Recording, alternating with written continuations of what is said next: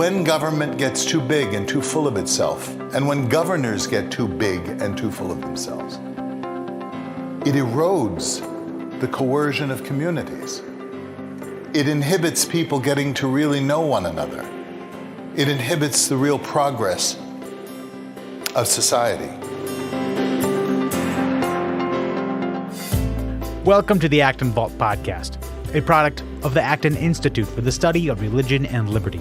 I'm Gabriel Jaja, producer. Reverend Robert A. Sirico, President Emeritus of the Acton Institute, gave his plenary address during Acton University 2017. He spoke on the importance of virtue in society and that the most influential institution in any society is the family. If we truly believe in human flourishing, then change starts at home and in our local communities. That is how we gradually transform the world. You can find additional resources in the show notes of this episode, as well as previous episodes on our website at acton.org/podcast. If you like this program, you could help us reach even more listeners by sharing it with a friend and leaving us a 5-star review on Apple Podcasts. We welcome your comments as well. Acton Vault is available on Apple Podcasts, Google Podcasts, and Spotify.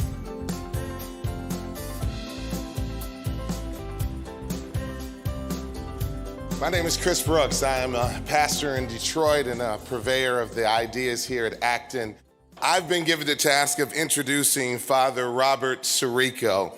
Now, you know, there's a number of ways you can introduce someone. You can give the basic biographical details of their life, but you know those details concerning Reverend Sirico. You know he is the president and co-founder of the Acton Institute, that he's a graduate of USC, that he also is a graduate of Catholic University of America, that he has 2 honorary doctorate degrees. So why bore you with those details?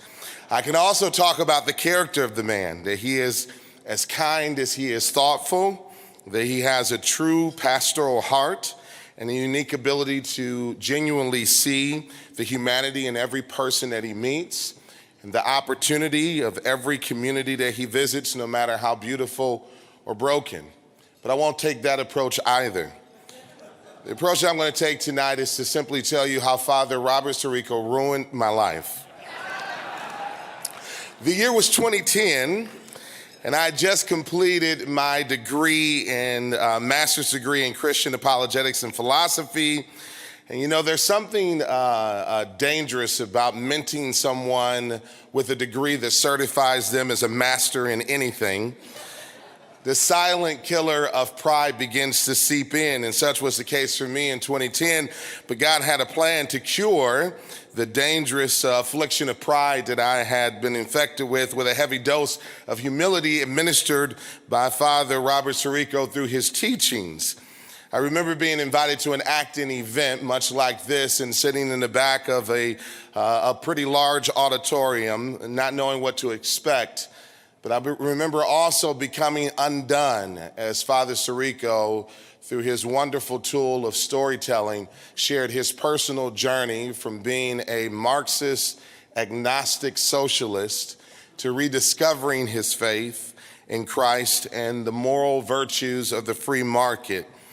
And I sat in the back as a freshly minted certified master and Christian worldview educator, thinking to myself that I've been teaching Christian worldview, but my own Christian worldview had not been impacted in the areas of public policy, economics, and government.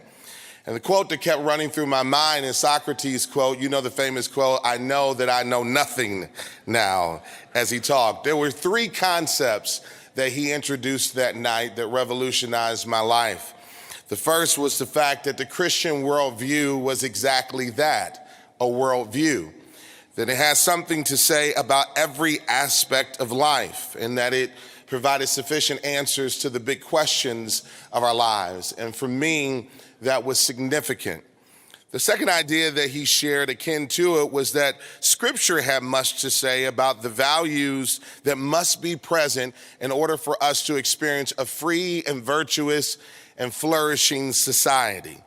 And that scripture was very much concerned about the role of government and economics and public policy and its relationship to a correct anthropology. And there were some dots that were connected that night that caused me to feel like I was experiencing being born again all over again. And then there was a third idea that was probably the most revolutionary of them all for me, a son of Detroit. And that is that you don't need socialism in order to have justice. That free markets in and of themselves, if used rightly, are a powerful tool for bringing justice, human freedom, and human flourishing. Father Sirico not only caused me to become undone that night, but he has absolutely no idea how much trouble he got me into as I took these ideas back to my beautiful Detroit.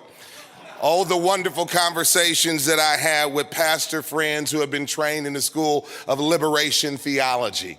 And those conversations continue to be enjoyed to this moment. I wish I could have took a picture for Father Sirico of my mother's eyes when I told her that I did not support the popular minimum wage policies that were sweeping through our city. And I thought my grandmother was going to pass out when she discovered that I wasn't feeling the burn last year. All because of Father Robert Sirico. But without dispute, I am a much better leader and thinker in my community than I ever would have been if I had not been introduced to Father Sirico or the wonderful ideas of the Acton Institute. And I've committed myself to not just being a purveyor of these ideas. I'm not here tonight because I'm a philosopher. I'm here today because I'm a practitioner. And my commitment is to prove on the ground that these ideas are not just true, but they work. So my hope and prayer for you tonight is that Father Sirico will ruin your life like he ruined mine, and that somehow you will be the better for it, because I know that I am. Before I invite him up, I would like to sufficiently embarrass him for just a moment. You heard that it was his birthday. Can you join me in singing happy birthday to Father Sirico? Let's go together. Happy birthday to you. Happy birthday to you. Happy birthday, Father Sirico. Happy birthday to you. Please help me join. The number is 66. And the people say 33 is the perfect age. So I don't know what that makes me.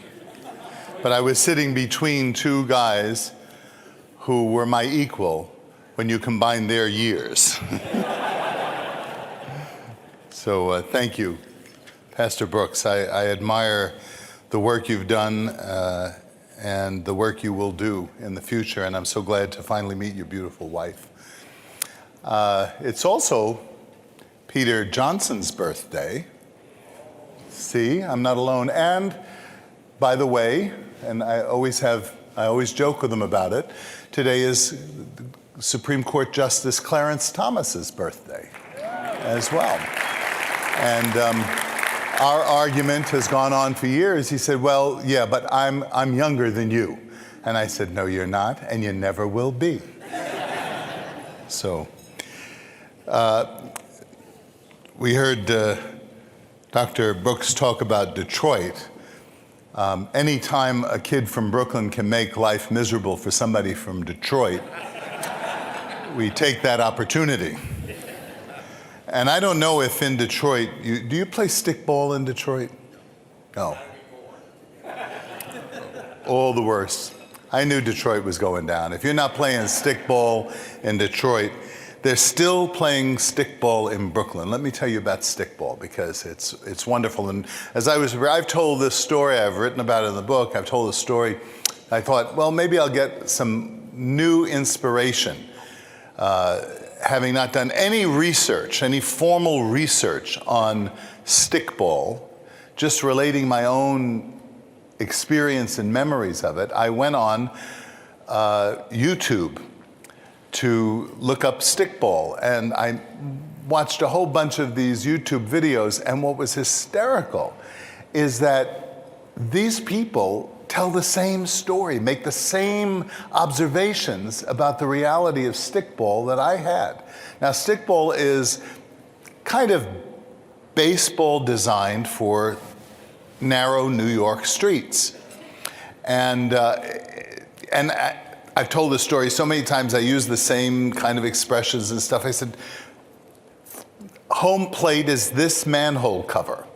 And this guy in the video says the same thing.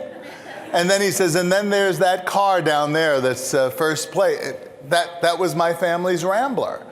And then the other manhole cover. And then the Deering's station wagon. The Deerings were Irish Catholics. They needed a station wagon. And then you play it with a stick, like a mop handle, and a little Spalding, little ball about the size of a tennis ball. And you bounce it once, or you could do it yourself too, and hit it.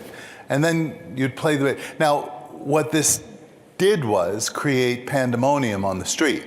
And you'd get interrupted because somebody come down the street, driving down the street, so you have to go on the sidewalk again and then start all over again. And what was interesting is that we knew the rules. We all had our rules. And from what I learned from the video is that there were different rules in different neighborhoods.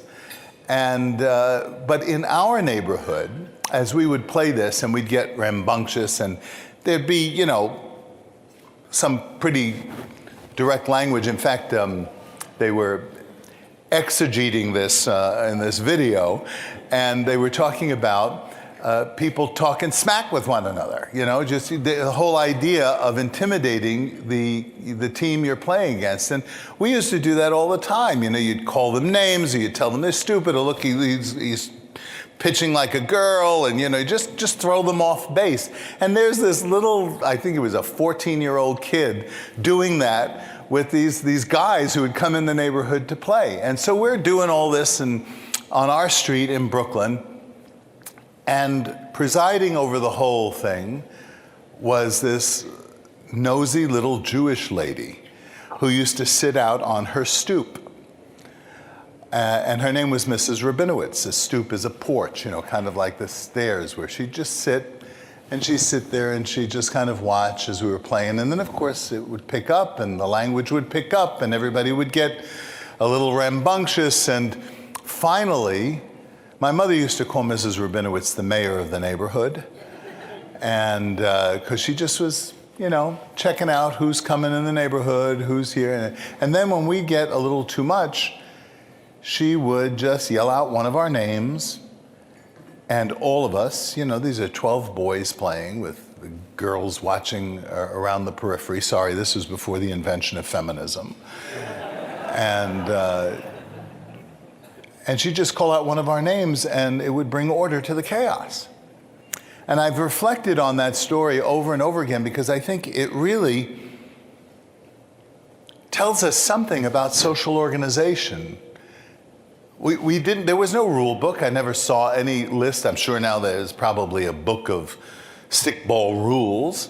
But from the best I can gather, this started about the turn of the century in New York. And the rules were passed just from neighborhood to neighborhood and maybe tweaked for particularities of any given neighborhood. And the one guy on the video said, what was it? The Italians would come into the black neighborhood, or the blacks would come into the Italian neighborhood to play, but they had to get out before sundown. It's really interesting to see the kind of relationships that were built in the midst of a society that was not as conscious or as sensitive to, racial justice or equality and all of those things that are so important. But nonetheless, people got to know each other. And as I say, the language that was used, it was a poor man's game. The rich kids could go to Yankee Stadium or Ebbets Field. But we were just in the neighborhood because we just occupy a summer's day. And there was no gloves. There were no formal rules, as I say. There was all the trash talk. And yet Mrs. Rabinowitz, could call order out of that chaos. And the important thing, and the reason I'm telling you this story tonight, is because we've spent 4 days hearing abstract theories, listening to erudite references to great thinkers. And tonight is not going to be an academic talk, but a talk that tries to make a synthesis of it all, tries to bring it all together. And the lesson of that stickball game was the cohesion of a very diverse society and the way in which it was governed by a nosy Jewish lady who knew our parents. You couldn't bring order to 12 kids on that block today without calling in squad cars. Just this lady had the power of governance without government. And that is a very important truth that we've been trying to meditate on in 1,000 different ways in the course of Acton University. It is not the case that we don't care about solidarity. It is not the case that those of us who advocate a free society don't care about justice or the vulnerable. It's not the case that we don't believe in rightly ordered government, limited as it must be. It's not the case that we don't believe in cohesion in society and harmony in society. It is the case that we don't think that all of those important virtues and practicalities are the first resource of central government. And that when government gets too big and too full of itself, and when governors get too big and too full of themselves, it erodes the coercion of communities. It inhibits people getting to really know one another. It inhibits the real progress of society. The generally agreed upon rules of stickball came out of common sense and a sense of spontaneous order, because we shared certain values and had a lot of disagreements too. And isn't that just like society? Isn't that the reality of society? That people are different. Those differences can lead to violence, they can lead to antagonism, they can lead to all kinds of nefarious things that destroy lives. But those differences can also enhance. They can also promote progress. They can also inform. They can also delight. And the question of how you make those distinctions has very much to do with whether people are in relationship to one another freely, whether they're relating based on a set of common values, even if not all of the values are shared the same, where people respect one another at least for their ability to play stickball and not for their taste in clothing or in food or in religion. And that gets people closer together. Not the imposition of regulations by people who don't know you very well. It's the distinction, I think I mentioned it last year, but an important distinction that I want everyone to leave Acton University mindful of, between authority and power. We need governance, we need constraint in society. And the sociologist Robert Nesbitt makes this distinction between authority and power, both being forms of constraint. Power is a form of constraint that's external.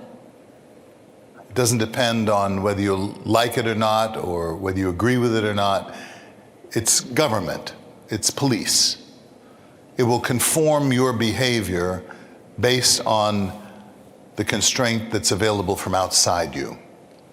But authority is also a form of constraint. But this is an interior, an internal form of constraint. It's where people share a belief in the justice or the rightness or the commitment of the person who exercises that authority over them. It happens in the home. It happens in tradition and mores. It happens in forms of etiquette, that you conform your behavior based on certain cultural values or religious values or family traditions. And I ask you, in society, what have been, in your life, the things that have had the most dramatic impact upon you, that have formed your life, that have constrained your behavior? Just think for a moment of an incident or two where you wanted to do something and didn't do it. Was it because you read a piece of legislation that told you may not do this or that? Or was it because your father modeled a certain set of values in terms of how he treated your mom? Was it a neighbor who modeled a work ethic that you chose to emulate? A work ethic that maybe you didn't feel like doing at the time, but you did it because you knew it was the right thing to do and you knew it would be better for you to do it. I suggest that the most effective form of governance are those institutions that may not be formal and are not legislative and are not coercive and are not external, but are interior values that we hold to because somehow we've become convinced that these things are good and true and promote peace. And sometimes they promote a peace that, you go to the wedding because you have family obligations to go and not because you particularly like the people who are getting married, right? I mean, we all do that all the time. I imagine that many of the people who served us so well tonight have served other meals today and are tired tonight. And they have things of greater importance and maybe even things pressing on them, things that are going on in their homes. And that we're not the center of their lives, and yet they served us. They served us voluntarily, and maybe in some cases begrudgingly. But they did it because of an interior sense of the right to do it. And sometimes those things fray at the edges, I know. But social coercion comes about by more than government. And that's the point. That government ought not to be and need not be the resource of first resort, either for social coordination, social cohesion, much less for the prosperity and the benefit of people who are vulnerable.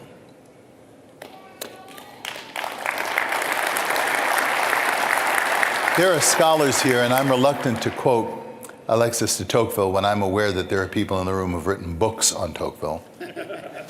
But there's a quotation from Tocqueville that really kind of sums this up. He said, "Despotism may govern without faith, but liberty cannot." And then he asked this question: how is it possible that society should escape destruction if the moral tie is not strengthened as the political tie is relaxed? Whew. Just in that one question, the strengthening of the moral tie and the relaxing of the political tie. Think of what that means. That the things that most closely bind us are shared values and morals. And as I read this question, the reverse of it can be equally true. How is it possible that society should escape destruction if the political tie is strengthened and the moral tie is relaxed? And isn't that ripped from the headlines of the newspapers today? that what is happening in our society is precisely the relaxation of moral ties as the result of the strengthening of political ties, of governmental ties. That now in our school systems, you can't give a copy of the Bible to a kid with their parents' permission, but you can give condoms and birth control to children without their parents' knowledge.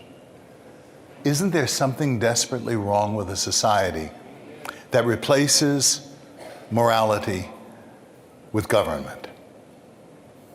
Again, this is not to say that government ought not to exist and is not right in its function of ensuring justice, of protecting the vulnerable from coercion from others, protecting people from violence, or to have court systems that adjudicate differences peacefully.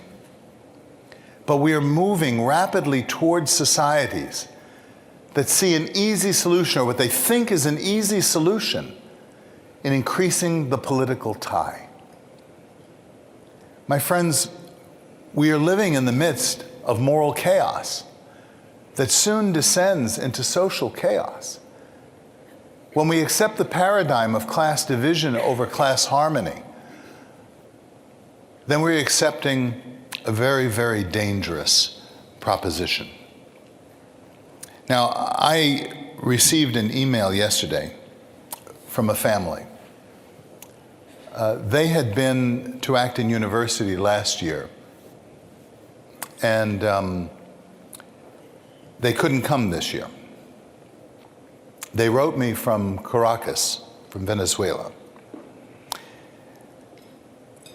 This is a beautiful couple with a family. You know, over the years, over the, 12 years of Acton University, there have been about 100 Venezuelans who have attended our sessions, have participated, that are your fellow alumni.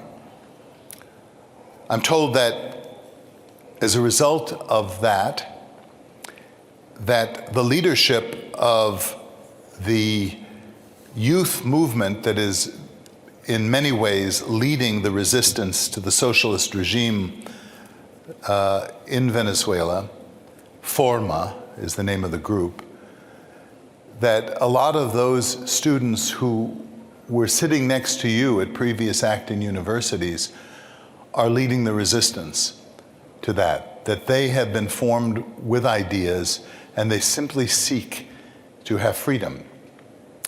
Andrea and Jorge Capillo were here last year and wrote and said that they couldn't be here and that they wanted us to pray for the people in Venezuela.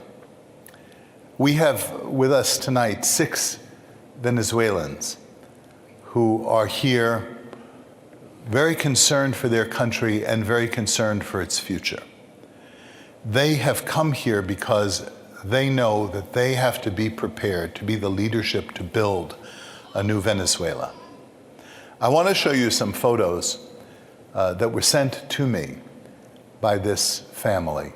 And some of the photos you will see, you may have seen them on news reports, some of them, and some of them are disturbing. But let us take a minute and a half to observe the photos that were just sent to me, I think yesterday, and say a little prayer as you see them. My friends, you are the formators of your societies. The most influential institutions that exist in any society are families, our mothers and fathers who help to interiorize values in their children. There are churches and our social service institutions that serve the poor and preach the gospel. These are the institutions that are closest and act as neighbors to people in need. because they understand what the real needs are and don't assume. They know how to reprimand and they know how to embrace. Not only can the state not do this, not only can the bureaucratic mentality not replace parents and grandparents in the home, but a state that is too big and too pervasive corrodes the values that the more subsidiary institutions can naturally build. You are the formators of the change. You know how to bring together people. The reason the Acton Institute has existed for 27 years now has been precisely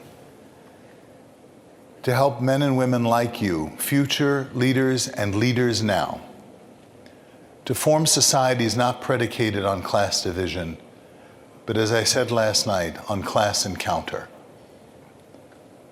Societies that promote an understanding of business as a vital institution in any society if we're going to talk about helping people.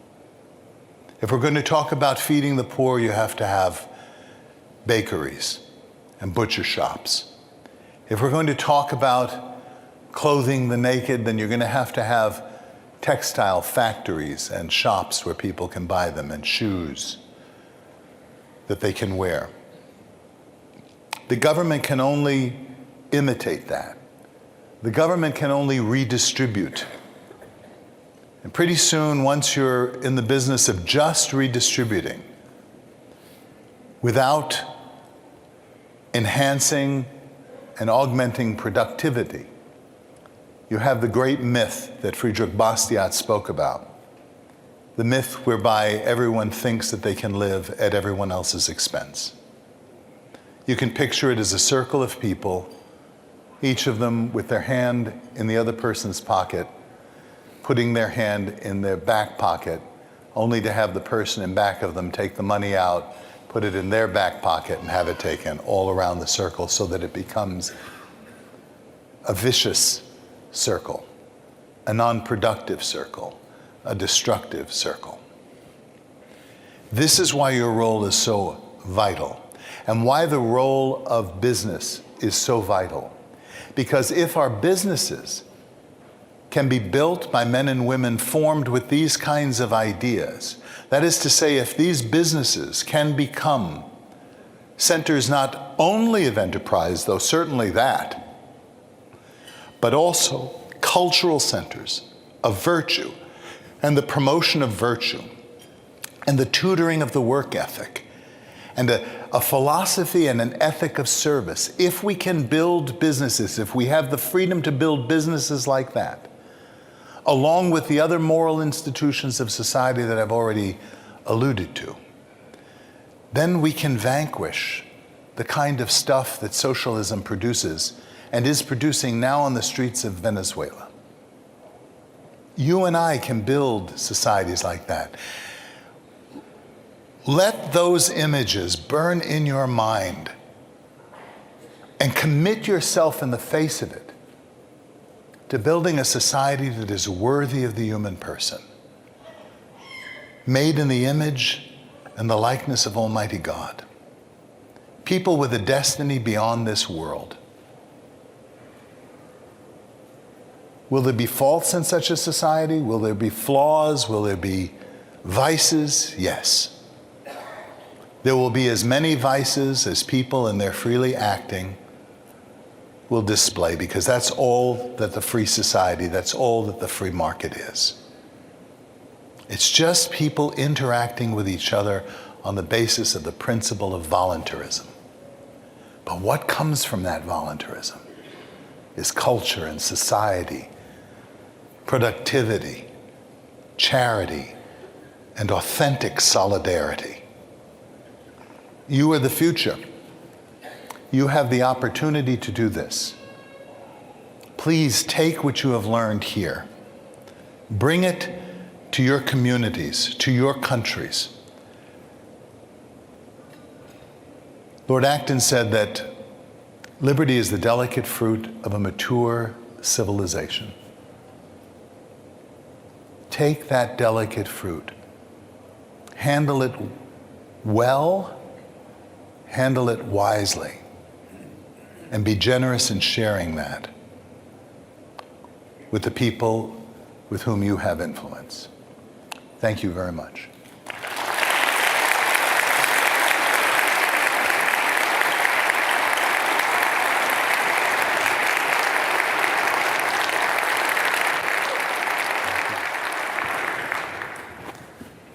Father Robert, what are 3 practical things that each of us should do with the things we learned this week at Acton University?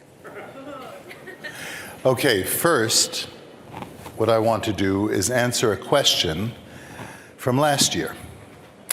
And it wasn't asked because Paul saw it and thought, this is my first year and this is a tough question.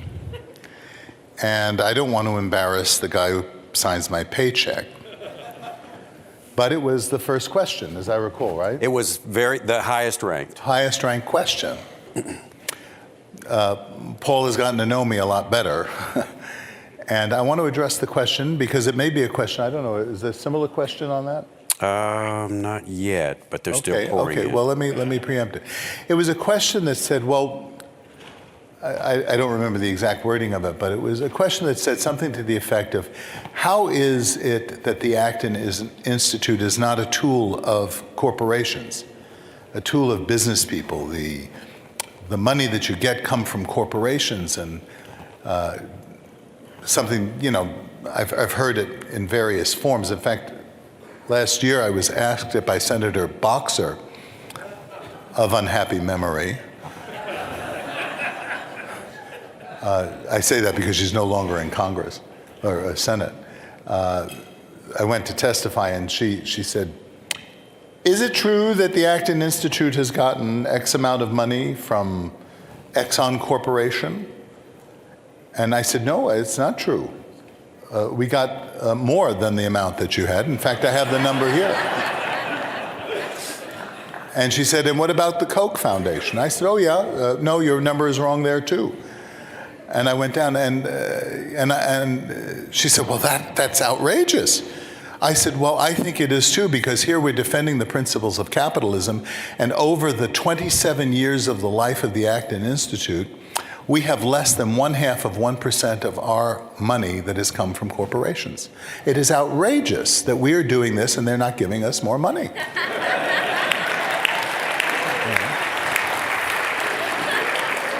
What I'm simply saying is that we have a set of ideas that we believe in, and we teach those ideas. And some people agree with them, and they donate to us. I mean, just think about it. You've enjoyed this week, and some of you have received scholarships to attend this week, because somewhere, somebody donated money that they could have spent on themselves to make this possible, because they agree with our ideas.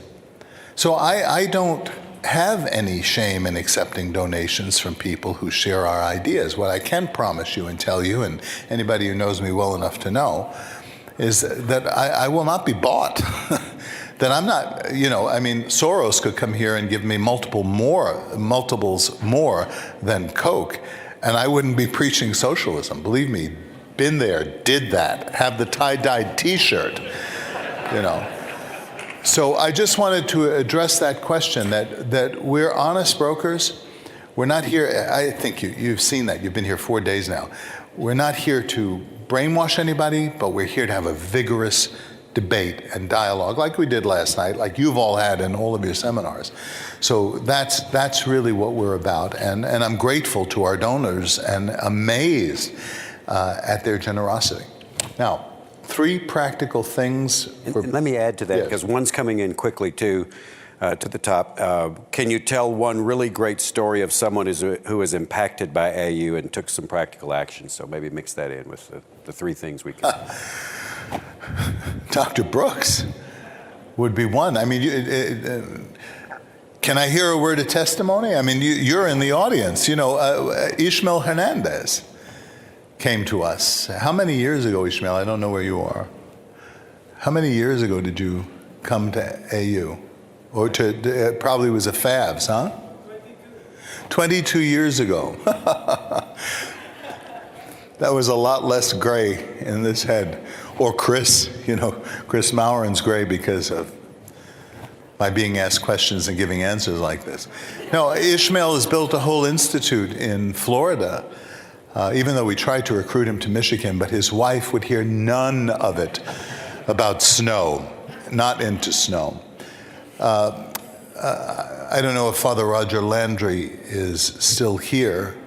And Father, I don't mean to embarrass you if you are, but Father Roger came to us right after he had graduated from Harvard and was going to go into seminary and attended, I think it was our third Tour de Free and Virtuous Society. This is the early 90s, 92, 93. And knew him all through seminary and went on to, is now serving as a diplomat for the Vatican to the United Nations for his penance. That's another fellow. I could go on and give things like that. So here's what I'm saying. It's not so much that you take good notes and you take these, ideas about supply side or supply and demand or praxology or the history of natural law thought, and then you're going to build a curriculum with it, or you may do that. You may teach in a class. It may inform your homilies or an archirite. What's more important is that you absorb these ideas whole. It's what I try and emphasize in our school, our little Catholic school a mile away from here, is that we're not just dropping data points in these kids' heads. What we're trying to do there is form a culture. And here, it's more difficult to do in the sense that we don't have an encounter every day of the week and you don't have parents at home drilling it into your head. But to form an intellectual culture, a philosophical culture, a culture that replaces this addictive mentality that when we need something done, we go to our politicians to do it. To create a culture of freedom, fused with a sense of virtue and a commitment to the true, the good, and the beautiful. And then your excellence in your respective fields, and that may be social work, that may be philosophy, that may be running a business, it may be teaching in a school. Whatever it happens to be in your scholarship or in your practical life or in your raising your kids, that you bring this philosophy, this idea that liberty is not the end of man, it's only the political end of man. But that's pretty good and pretty important because it stops the kind of violence that you see in societies that promote the doctrine of class warfare. So I suppose we could come up with 3 practical things. Write about it, tweet about it, preach about it, write a book about it, build an organization based on these principles.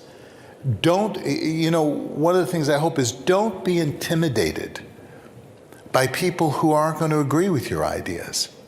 Be confident in the ideas. And if you're not quite confident yet because you don't understand it, read more. Come back to Acton University. Take all of this information that we've placed at your disposal. Obviously, Pastor Brooks was not intimidated by the people even a grandmother in Detroit, that's something to be intimidated by. That's your version of Mrs. Rabinowitz, right?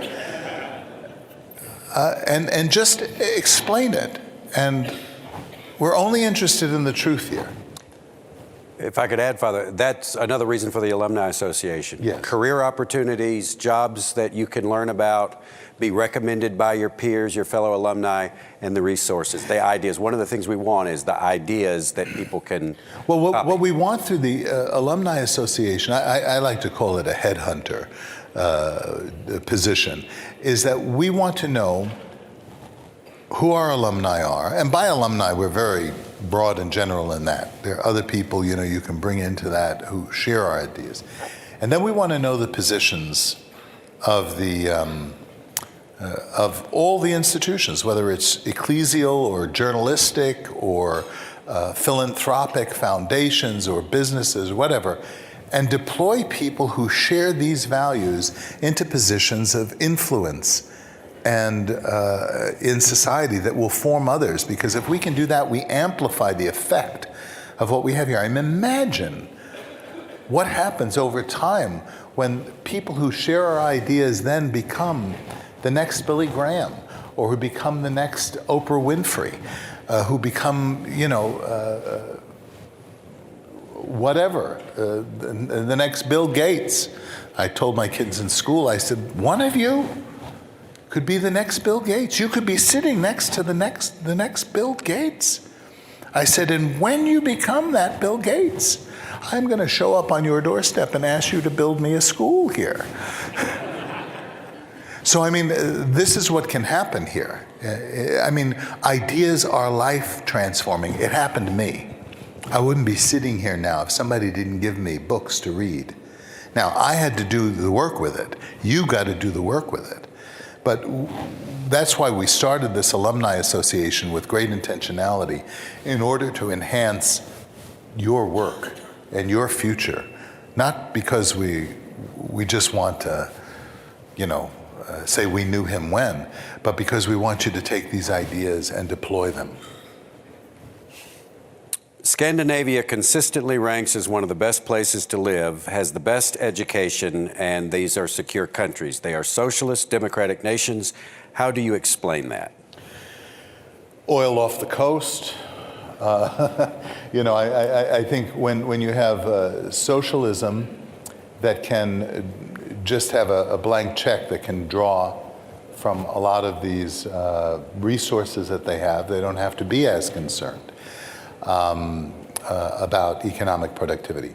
And even in the face of that, of course, you're dealing with Scandinavian countries, so each of them are different. I was thinking there of Norway and, Sweden. But also those societies, even with that kind of resource to draw from, have been changing. If you've been reading about what's going on, the number of very good articles and research papers that have been done within the last year or so that show that a number of those assumptions of the socialist societies are modifying and changing because it doesn't work. Let's also remember that that a lot of those Scandinavian societies, again, they also have, some of them have the highest suicide rates. Now that may be due to the weather or the lutefisk, I'm not sure. I say that as a, Southern Italian, so food is very important. But there are also societies where the state basically operates the church, or where they have the church, the national church. And so their societies, in terms of their religious beliefs, I'm not so sure that they're the happiest societies either. I'd like to see those statistics. But also, in some of those countries, marriage is about gone. And this becomes very confusing. And I hate to think over time, when they started the national healthcare system in England, everybody loved it until it began to use up all of the resources. Eventually, when the resources are used up, then societies, don't function anymore. You have to be generally productive in some way. And isn't it hard to compare those very homogeneous societies to others? Well, that's another part of it too. They are so similar. It's kind of like, there's a part of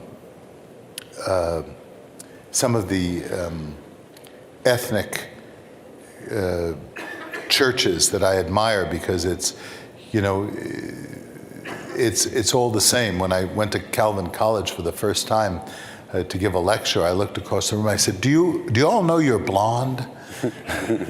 Kind of joking with them. At least in Brooklyn, where I grew up, it was "here comes everybody," as James Joyce said. You know, it's a mix of everybody. When you have the cohesion, it's easier to function, and that may have something to do with it.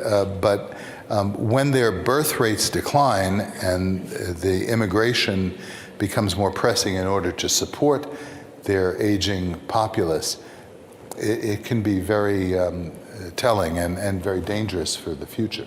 Here's a question related. What's the difference between socialism in Venezuela and Scandinavia? I think the socialism in Venezuela is far more, of course, you know, it's Latin America, so there's this Latin American strongman mentality that has existed there for a very long time. And by strongman, it doesn't just need to be Chavez or Maduro or Castro. In the succeeding generations, it becomes the Politburo or the party. I don't think they have that kind of mentality in Scandinavia, from what I can see. I don't think they take the Marxism quite as seriously in Scandinavia as they do in Venezuela or in Cuba. And the socialism of a coup leader and a union leader is probably not the most different. complex and thought out. Different. Here's a fun one.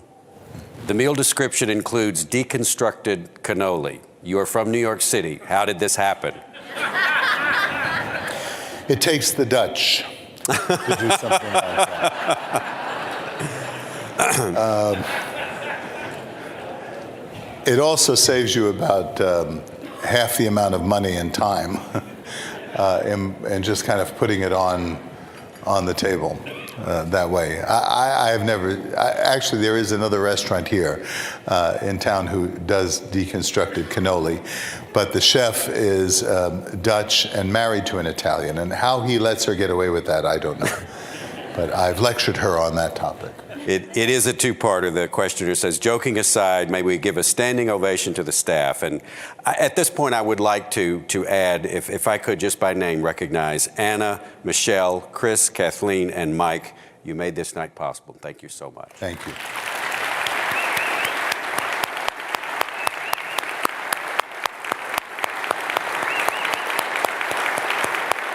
Are they even in here? They may not even be in the room. They're in the back.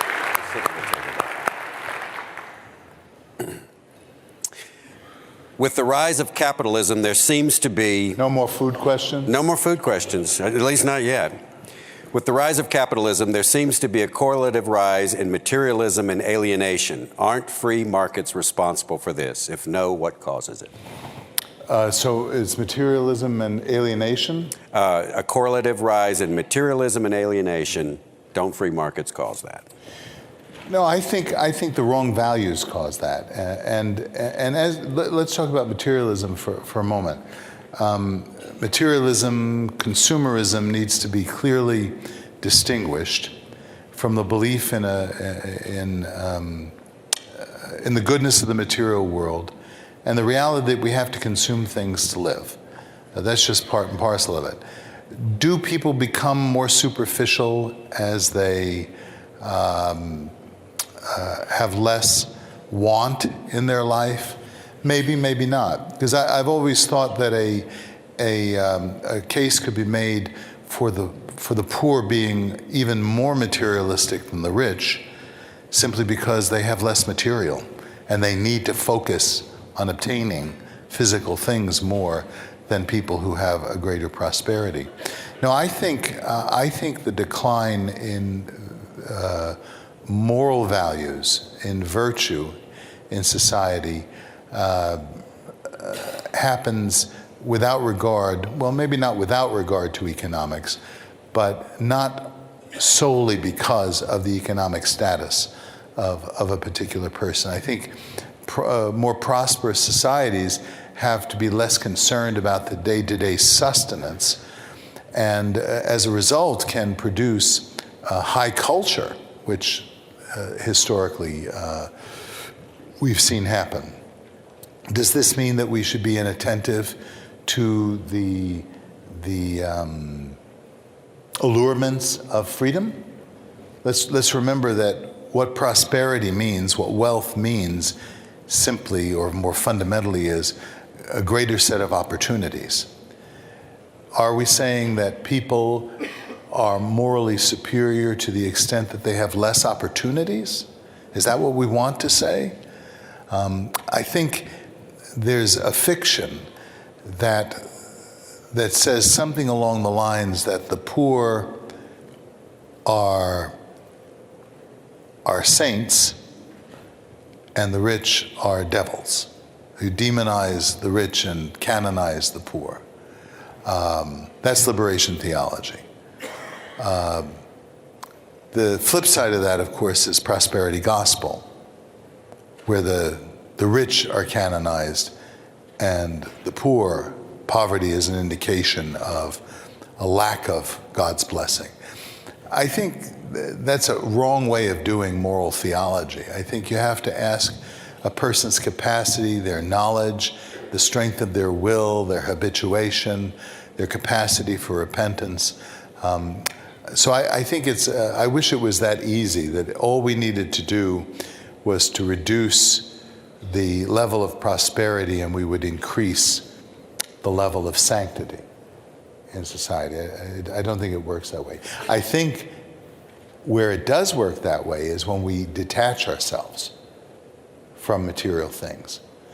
And by that I don't mean not have them necessarily, but have them as tools rather than goals. So I think this is part of the importance of what Acton is trying to bring to the table, that there comes a great deal of responsibility with our options. And the moral virtues call upon us to detach from these things as the goal of our lives, and not to just decry prosperity as though it automatically destroys or corrodes virtue. It seems that you believe that we would be better off if there had never been a minimum wage law or child labor laws. Can you explain how this would have made things better? Well, first of all, I think minimum wage laws are generally irrelevant if the minimum wage that's set is below the market wage. Where they become, generally speaking, where they become deleterious is where they price the most vulnerable out of the market. Remember, the people who are being paid minimum wage are either people who don't have a lot of skills yet, or who aren't taking jobs full time. They're taking it part time. I forget what the number is in terms of the number of people working in minimum wage positions. So I think that the freer the market, the more opportunities exist, and those opportunities exist not just for what people are being paid to do the work, but there also are formative opportunities, so that the kid who is paid the minimum wage or even below a minimum wage to sweep out the grocery store for a mom and pop is benefiting not just by the money he's taking home, but by the tutoring that he's getting to show up on time and to do a good job and have some supervising over the work that he's doing and habituate himself or herself to the work that he's doing. And I think when you force businesses to find other ways to accomplish those goals, like all of the McDonald's kiosks that are going to technology. I'm not saying that they wouldn't have gone there sometimes, but I think it's sped up the process. You're eliminating those opportunities for some people, retired people or part-time work people, to have those jobs. People generally don't stay in minimum wage jobs. They generally progress out. And I think the freer the economy is, the more opportunities there are for people to make choices with regard to their lives. I think people look at the minimum wage and think only about that wage and not about what happens on the other side of that. That is, all of the things that don't come into play because people have been priced out of the market.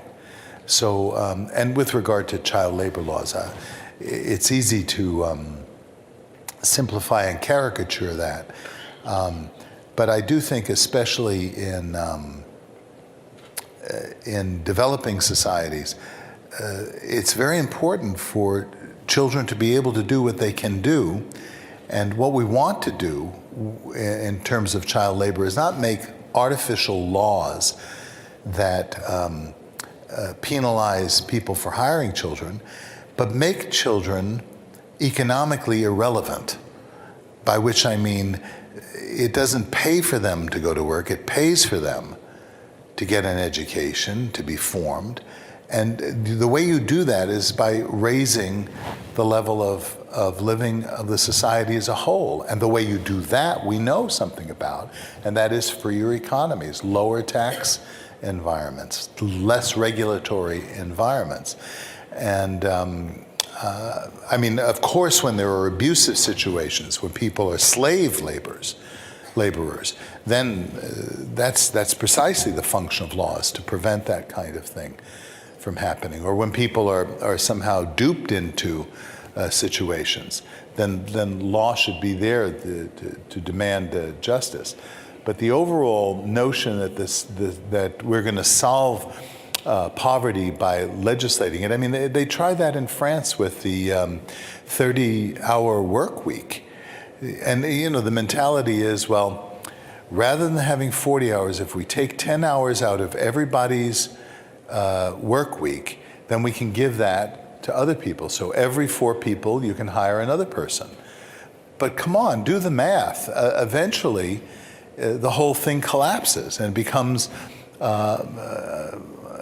non-viable anymore. So I think if you really want to help the most vulnerable, you have to have a society that's free and a society that's generous and concerned about the poor. How has the Vatican responded in all these years to your work? You know, people say the Vatican. I don't know what you mean by the Vatican. Probably a Baptist asked. I was, no, be a journalist. They do it all the time. Let me tell you a story once. And I won't mention the diocese. But one day, years and years ago, I was I happened to be in Rome, and I got a call from a journalist. And the journalist said, I want to talk to you about who you think the new archbishop is going to be in this major metropolitan area.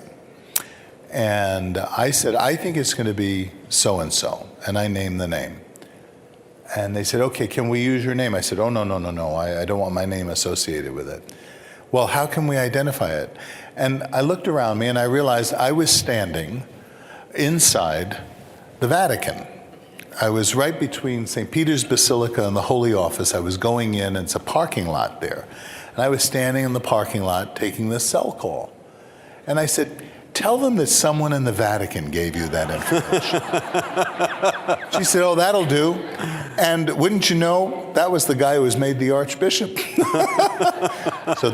So when you say, what does the Vatican say? It depends on who. I mean, if you're asking the question over 27 years, at first they didn't know us. Then, roughly in the late 90s and the 2000s, we got to know people in the Vatican. In particular, Cardinal Francis Xavier Nguyen Van Thuan. Cardinal Van Thuan, you should really go on a website and read his life. In fact, he was here in Grand Rapids, and I think it was 1996 or 1997. Got him to speak at Calvin College with the late Cardinal Dulles, who was then Father Dulles, with Chuck Colson. It's only an Acton event where you could bring something like that together. And Cardinal Vantuan, I met him when he was a bishop. He had been appointed they call it the coadjutor bishop of Saigon. Coadjutor means that he's put in the position, but they'll wait for the resignation of the present archbishop. Well, unfortunately, the Vatican, Pope Paul VI, appointed him about 2 weeks before Saigon fell to the communists. So when the communists came into power and they finally got around to finding this bishop who was from a northern city, Hue, in Saigon, they said, you go back to your diocese. He said, I can't. This is my diocese now. I don't have a diocese. No, you go back. No, I won't. Well, they put him in jail. 13 years, 9 of those years in solitary confinement. I met him in 1991 when he came out of Vietnam. They let him out of prison. He came to Rome. He was the chaplain of a convent outside of Rome.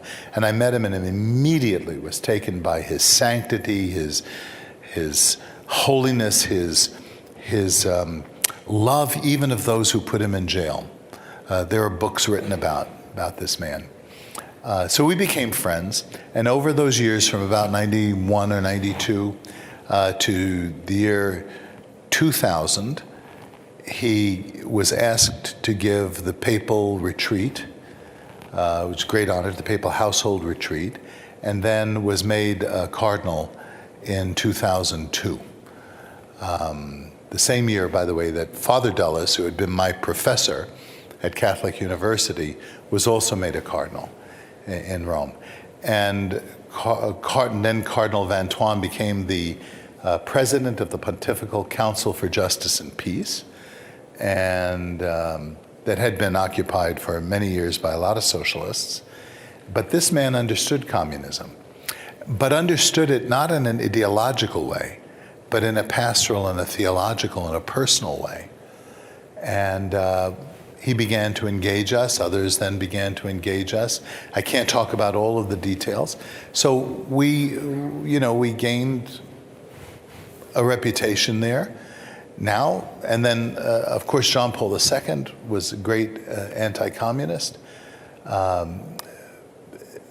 we have a new pope, and people ask me about this pope.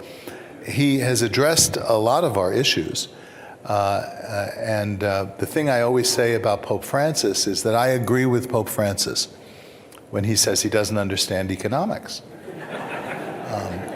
Let me be real clear, he's my pope. I believe that he's the successor of St. Peter. But Christ did not guarantee the church a charism, that is a gift, to speak authoritatively on economics or on science. On morals and faith, yes. And so I feel very comfortable. I don't know whether the Pope feels comfortable or not. I've met him once. I gave him Poverty Cure. I don't think he's watched it yet. Then we sent 2 other bishops at other times in with copies of Poverty Cure. He still hasn't watched it.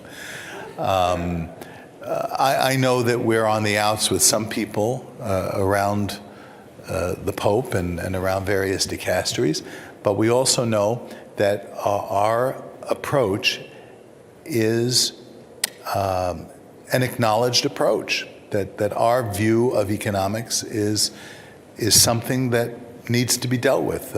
We know that because we've heard people in the Roman Curia refer to people who have Actonite tendencies. So if that's good. So it's not the bureaucrats we're so concerned with as it is the pontifical universities, that is the future priests who are going to be teaching in other seminaries. And so we concentrate a lot of our energy there. Some of the work we do with people in positions like that has to be very discreet given the nature of the hierarchy of the Catholic Church. And there's things that I can't tell you about. If I did, I'd have to kill you.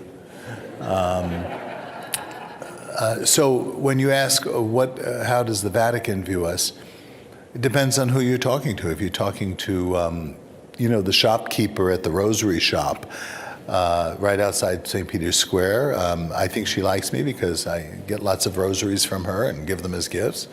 If you ask the chancellor of the Pontifical Academy of Sciences, Monsignor Marcello Sanchez, I don't think he'd care very much for me. We had a nice exchange, which is somewhere. It was reported in the press, and we caught it on tape, and had a nice little back and forth at a conference we invited him to speak at. And we're just going to keep doing that kind of stuff. You know, it's really wonderful when, I speak now as a priest, when you don't have any ambition to become a bishop. You know, I just want to be pastor of my parish. That's all I want to do. Thank you very much. And somehow I know I'll never become a bishop. So I tell my tailor, when I was in Rome, the tailor was fitting me. He said, you know, he said, I think you have the shape of a Monsignor.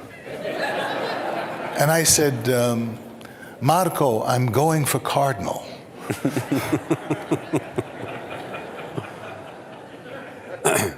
I'd look white, good and white, don't you think?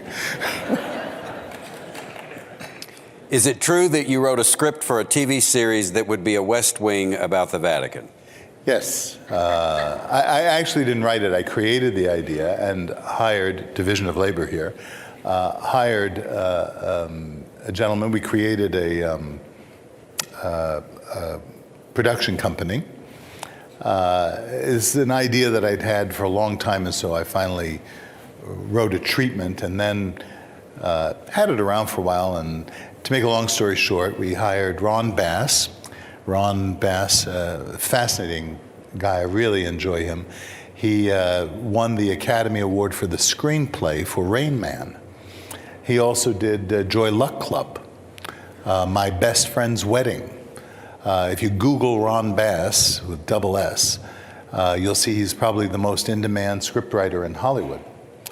Ron is Jewish, agnostic if not atheist, depends on the day of the week. And I'm glad to say he did not support Hillary Clinton for president. He was a Bernie Sanders advocate. And we are on opposite sides of all kinds of issues, but he's a good writer. And he's a respectful person whom I respect, who respects me, and we go around about issues. And so we have the script.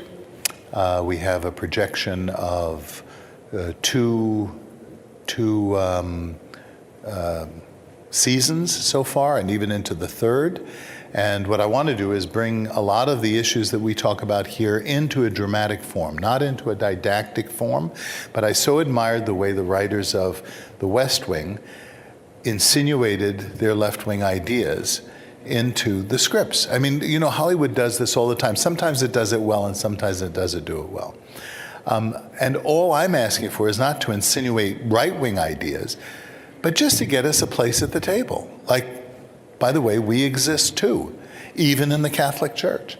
And so there's some really interesting scenarios and characters and things. One of the things we've written in is the Pope is going to intervene into a dispute over the confiscation of private property to be used for business in Los Angeles.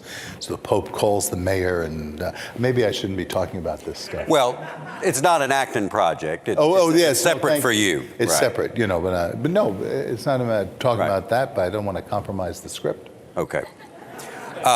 Forget what I just said. This was all under the seal of the confession. Right. Here's our last question. Yes. From where do you draw your happiness and enormous life strength? I suppose from my family. I mean, I've always been pretty optimistic in general. I suppose it's the Southern Italian blood, you know? I mean, when you have the DNA from such a beautiful area of the world, What's not to be optimistic about? Good food, good wine, sunshine, beautiful coast. I don't know. I really don't know. Is that to say that our family had it easy, or there was an enormous work ethic on the part of both my parents? So I have my dark moments. You know, I get sad sometimes, and but it's been just such a joy. Both the Institute and in parallel. You know, I'm 66, so I'm looking to when the time that I'll relinquish certain responsibilities and stuff. And you know, you come to the end of a career at some point. I'm not going anywhere. Just let my enemies know that I'm not going anywhere yet. But I'm at a point in my life where things are clicking. My parish is going great guns. The school is going great guns. The Institute has never been more vibrant and more effective. And I've lost a ton of weight, as some of you may remember from years past.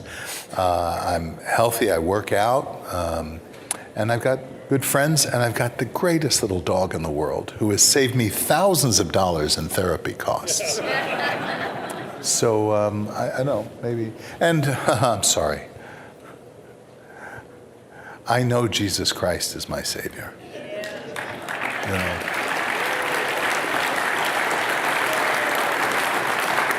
By the way. Father Robert, thank you for this evening, and thank you for the Acton Institute. Thank you.